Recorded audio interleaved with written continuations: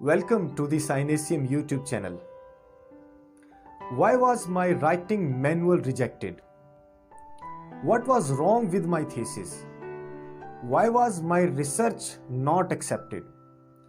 ये वो क्वेश्चंस हैं जो हर ऑथर के जहन में तब आते हैं जब उसका राइटिंग मैनुअल रिजेक्ट किया जाता है। ऐसा क्यों होता है? आज की इस वीडियो में हम जानेंगे। वीडियो देखने से पहले चैनल को सब्सक्राइब करें और बेल आइकॉन को जरूर प्रेस करें। जब भी कोई राइटिंग मैनुअल रिजेक्ट किया जाता है उसके बिहाइंड दो बड़ी रीजंस होती हैं। Number 1 technical reasons, number 2 editorial reasons. Technical reasons क्या होती हैं? Number 1 incomplete data. Incomplete data का मतलब यह है कि आपने अपनी राइटिंग में जो रिक्वायर्ड डेटा था उससे लेस राइटिंग की है।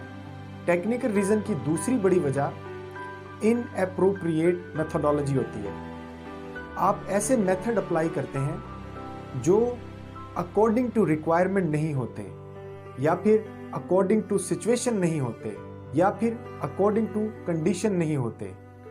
इस वजह से भी आपका राइटिंग मैनुअल रिजेक्ट किया जाता है। तीसरी बड़ी वजह पोर एनालिसिस होता है, यानी आपने रिसर्च करने के लिए जो मटेरियल स्टडी किया वो बहुत ही कम था या इररेलेवेंट था, जिसकी वजह से आपका एनालिसिस बहुत पोर हुआ और आपने राइटिंग में जो एक्सपर्टीज एक्सप्लोर करनी थी वो नहीं कर सके।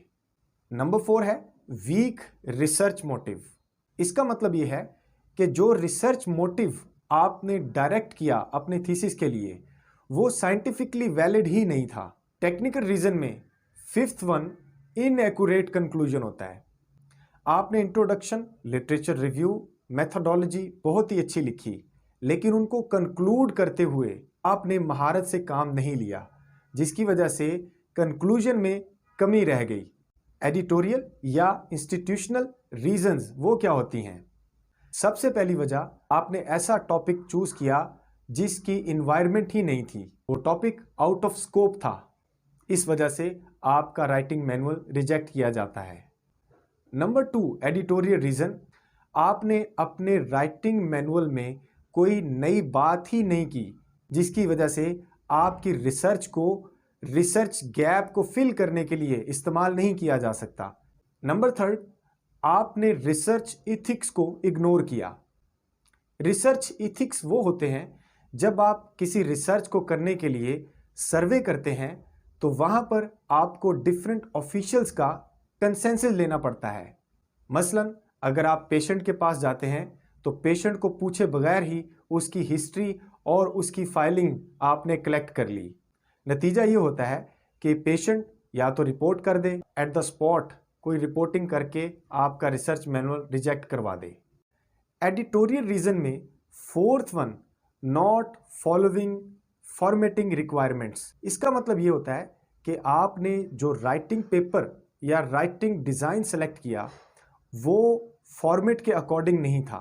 5th editorial rejection lack of up to date referencing style होता है।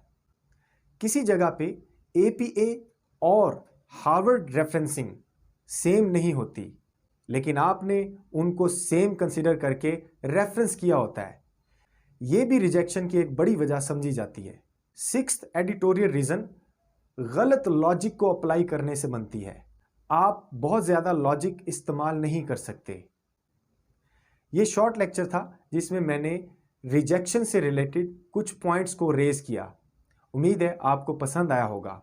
कमेंट सेक्शन में मुझे अपनी राय से जरूर आगाह करें और मेरे चैनल को जरूर सब्सक्राइब करें।